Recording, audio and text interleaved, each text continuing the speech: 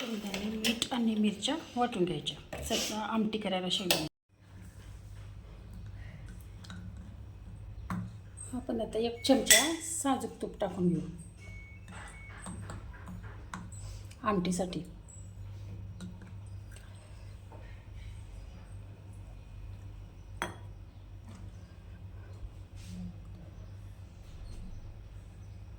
आपल्या इथे आता चिंचगोळा आणि शेंगदाणे मीठ मिरच्या बारीक केलेलं सगळं.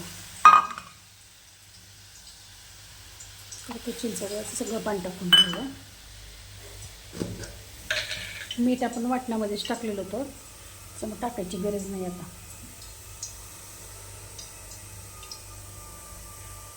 त्याला थोडं उकळून घ्यायचं.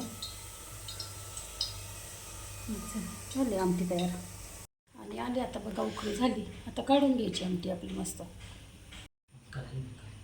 झाली बघा आमटी, छान.